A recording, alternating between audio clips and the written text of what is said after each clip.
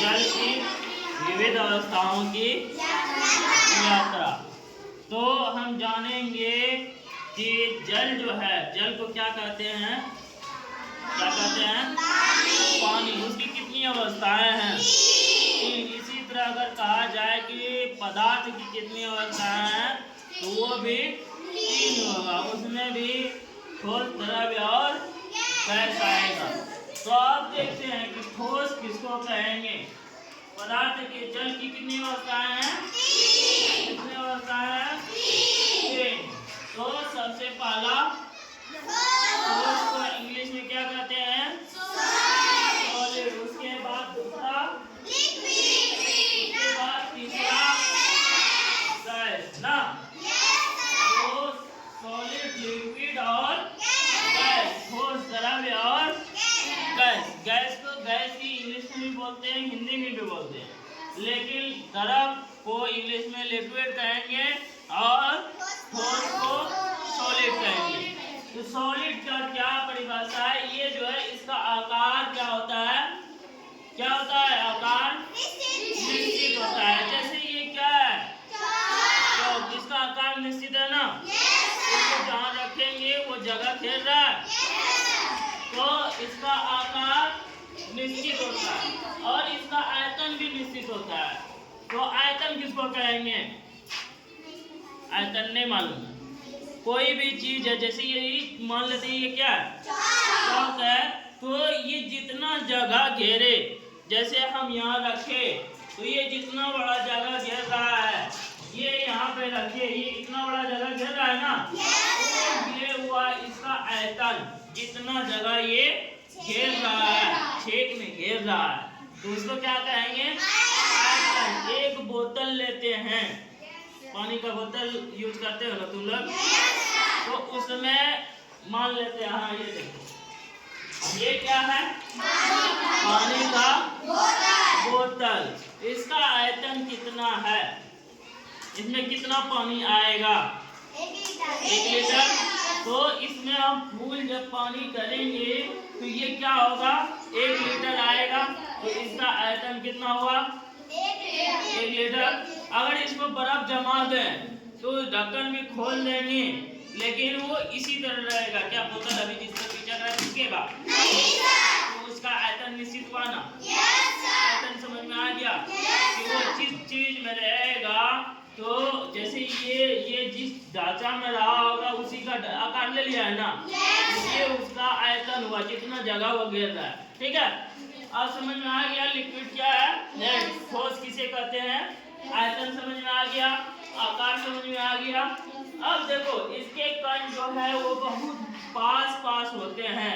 जैसे पानी को बर्फ बनाते हो ना, बताए थे पानी कब बर्फ बनता है, कितने डिग्री सेल्सियस पे? 0 डिग्री सेल्सियस पे पानी क्या होता है, जमता है, यानी बर्फ बन जाता है। तो उसके पानी का कण जो है वो क्या हुआ, आपस में पास आ गया, आया ना, यानी वो बहुत मजबूती से आपस में पास आ गया। जैसे ये देखो, ये एक ब्लॉक है, तो ये क्या है, ठोस है ना, ठोस है क्योंकि इसका आकार क्या है, आकार क्या है, इसका आयतन भी। तो एग्जाम्पल क्या हो जाएगा, लकड़ी हो जाएगा, लकड़ी का आकार निश्चित है ना, लकड़ी हो जाएगा, चौक हो जाएगा, चौक हो जाएगा, बर्फ हो जाएगा, किताब भी हो जाएगा। अगर देखा जाए तो वो भी एक ठोस है। अब देखते हैं द्रव, जिसको हम लोग इंग्लिश में क्या कहते हैं, लिक्विड। लिक्विड का भी आकार निश्चित होता है, आकार निश्चित होता है। जैसे इस बोतल में 1 लीटर पानी हटेगा तो 1 ही लीटर पानी हटेगा इसमें, तो आकार निश्चित हुआ।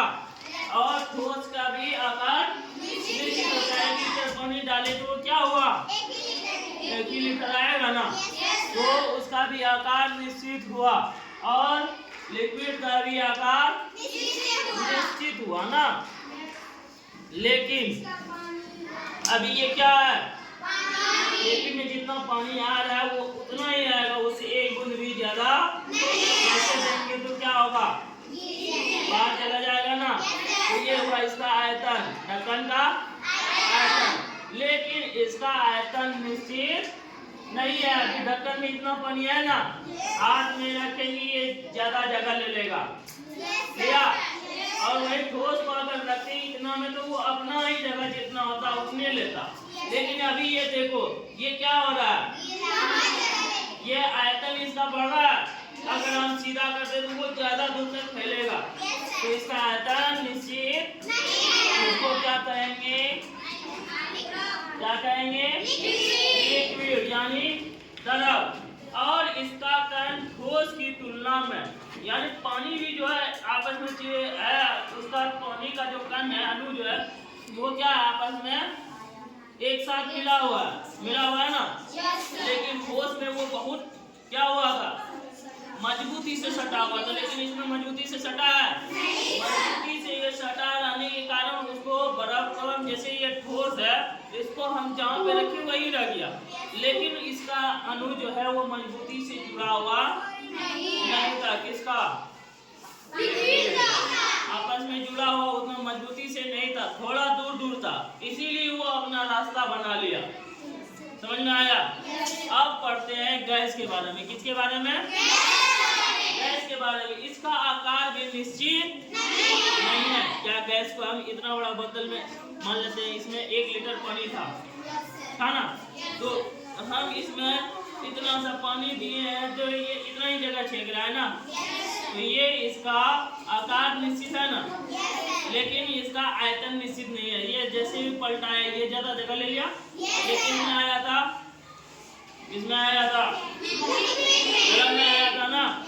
लेकिन वही चीज ये अगर बर्फ में रहता तो इतना बड़ा जमात इसको कितना पलटाते वो वही रहता ना। लेकिन तरफ गैस में क्या है, इसका आकार भी निश्चित नहीं है। गैस को अगर भरेंगे तो इतना बड़ा डब्बा में अगर थोड़ा भी भरेंगे तो वो पूरा भरेगा, ऊपर तक जाएगा। गैस क्या होता है, हल्का होता है। क्या होता है, हल्का होता है। वो कहाँ जाएगा, हल्का होता है, वो ऊपर जाएगा हमेशा।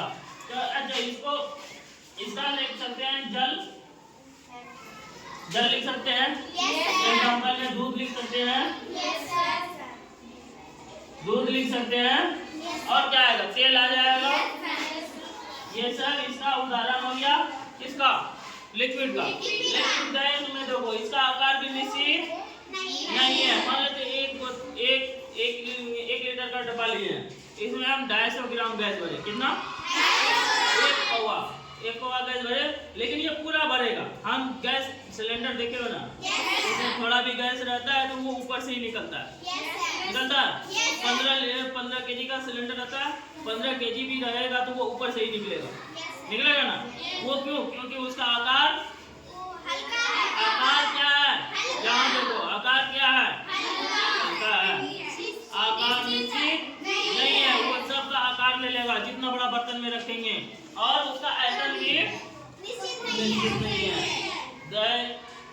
इसका आयतन भी निश्चित है, ठोस का आयतन निश्चित है, तरल का आयतन निश्चित नहीं है। और इसका आयतन और आकार दोनों निश्चित नहीं है। किसका, गैस का।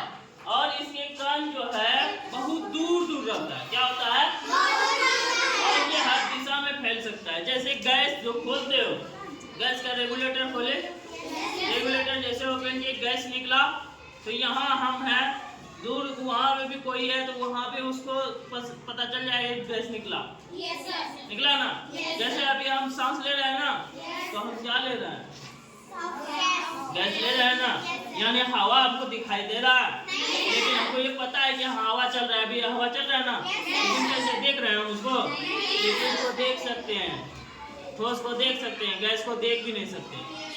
समझ में आया? तो वो हमको क्या हो रहा है, पता चल रहा है, महसूस हो रहा है ना। वो क्या हो गया, ये हर दिशा में फैल जाता है। तो ये क्या हुआ, गैस।